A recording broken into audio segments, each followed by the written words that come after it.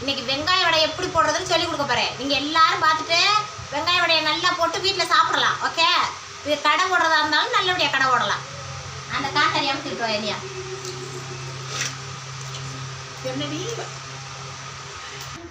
இப்போ வெங்காய வடைக்கு என்னென்ன சேர்க்க போகிறோம்ன்றத சொல்ல போகிறேன். அதாவது இதே வெங்காயம் இங்கே வாங்க. இந்த வெங்காயத்தை கொஞ்சமாக உங்கள்கிட்ட காட்டுறேன். ஏன்னா ஒரு கண்ணு திருஷ்டி பட்டுருமா, எங்கள் அம்மா காட்ட விட மாட்டேங்குது. கொஞ்சமாக நீ அவங்கள்ட்ட பிணைஞ்சு காட்டு போதும். எல்லா மாவையும் கட்டின இம்புட்டு வடையா ஓடுறான்ட்டு கண் திருஷ்டி பட்டுருந்துது. அதனால எல்லா மாவையும் காட்ட முடியாது. உங்களுக்கு இப்போதைக்கு கொஞ்சமாக நான் பிணைஞ்சு காட்டுறேன், நல்லா பார்த்துக்கணும். இது அரிசி மாவு. இப்போ அரிசி மாவை நம்ம சேர்க்க போகிறோம். அப்படியே சேர்க்க முடியாது. எவ்வளோ போடணும்? நீங்கள் எம்பிட்டு வெங்காயத்தை இருக்கிறீங்களோ அதுக்கு ஏற்றாப்புல அளவாக போட்டுக்கோங்க. நீங்கள் வாட்டுக்கு நான் போடுறேன் குங்குமுன்னு நீங்கள் போடக்கூடாது. ஏன்னா நான் பெரிய டவராக படையுவேன். அதெல்லாம் பார்த்தீங்கன்னா மயங்கி விழுந்துருவீங்க. அதனால தான் அதெல்லாம் காட்ட மாட்டேன். என்னடாப்பா இந்த பொம்பளை முட்டு வடை ஓடுதுண்டு. அப்புறம் கண்டிச்சு பட்டுருமாம்ல, எங்கள் அம்மா கத்திக்கிட்டே கிடக்கு. ஐயோ காட்டாதடி. சரி சரி, இங்கே பற்றியா போட்டாச்சு அரிசி மாவு போகிறோம். இப்போ கடலை மாவு நல்லா கேட்டுக்கோங்க. ஒரு விஷயத்த, கடலை மாவு வந்து கடையில் பச்சை மாவு வாங்கி போடக்கூடாது. அதுக்கு பதிலாக நீங்கள் போய் அங்கே இது மில்லு இருக்கு பற்றிலாம், அந்த மில்லில் போய் நாங்கள் வடை போடணும், கடலை மாவு வேணும் அப்படின்னு சொல்லிட்டு கடலை பருப்பை வாங்கி அரைக்கணும். நல்ல மாவாக கிடைக்க மாட்டேன். இது பற்றிலாம் இதே கடலை மாவு பற்றிலாம், கடலை மாவு கலரை பாருங்க, கிட்ட கொண்டு வைக்கணும். இப்படி கடலை மாவு நல்ல கடலை மாவு வாங்கணும். அதை இதோட இப்படி கலந்துடும்.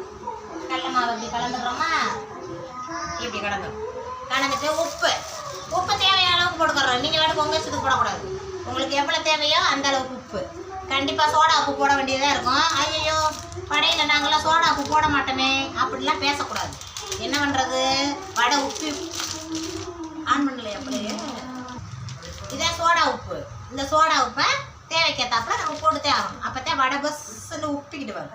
அதுக்கப்புறம் இது வந்து மிளகாப்பொடியை இதில் கொஞ்சம் தேவைக்கு ஏற்றாப்புல இப்படி தடவி போட்டுக்கணும். அதுக்கப்புறம் இது கேசரி பவுடர் கண்டிப்பாக போடணும். ஆனால் இது வந்து நல்ல அக்மார் கேசரி பவுடர் தான், ஒன்றும் பயப்பட தேவையில்லை. அது என்ன சொல்கிறாங்க, அது விற்பனைக்கு உரியது தானா. எங்கள் வீட்டுக்காரர் அதெல்லாம் பார்த்து வாங்குவார். இதெல்லாம் போட்டு இங்கே பார்த்தீங்களா இப்படி நல்லா பிணைஞ்சு வரும். இந்த மாதிரி கிளறி விட்டுக்கிறோம். நான் உங்களுக்கு காட்டுறதுக்காக இந்த வடத்தை இந்த குண்டா சட்டியில் போட்டு கிளறிக்கிட்டு இருக்கேன். ஆனால் பெரிய டவராவில் தான் கிண்டுவோம் நாங்கள் மாவு. அதெல்லாம் காட்ட மாட்டோம்.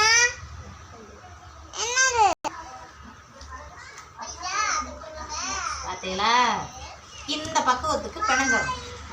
இந்த பக்குவத்துக்கு நீங்கள் பிணைஞ்சு நல்லா எண்ணெயில் உருட்டி போடுறப்ப உங்களுக்கு வெங்காய வடை வந்து ரொம்ப டேஸ்ட்டாக இருக்கும். பார்த்துக்கோங்க, டேஸ்ட் வந்து அள்ளும். எல்லாத்துலேயும் கடலை மாவில் தான் இருக்குது, வேறு ஒன்றுமே இல்லை. கடலை மாவு மட்டும் நல்ல மாவு வாங்கிக்கிறோம். நான் சொல்லிவிட்டேன். நீங்கள் கடலை மாவு வந்து கடையில் இந்த பச்சை போடுற கடை இது கடை மாவு வாங்கி போட்டீங்கன்னா சரியாக வராது.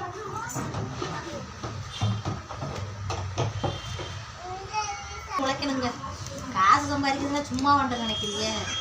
அதையும் தொழில் தொடங்கி ஒரு தொழிலில் முன்னேற்றம் அடைகிறதுன்றது சாதாரண விஷயம் கிடையாது.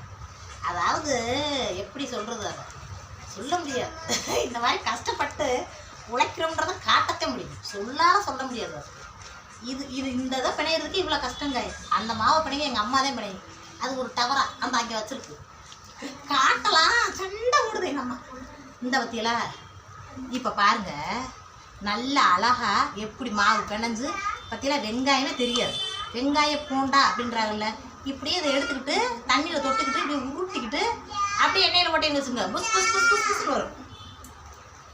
இப்போ நம்ம இதை எடுத்து அப்படியே ஒரு டாராவில் போட்டு எடுத்துக்கிட்டு போக வேண்டியது. பார்த்தீங்களா, இப்படிதான் நீங்கள் வெங்காய மாவு செஞ்சு வெங்காய வடை சுட்டு சாப்பிடணும். சரிங்களா, எல்லாரும் சந்தோஷமாக சாப்பிடும் வடையே.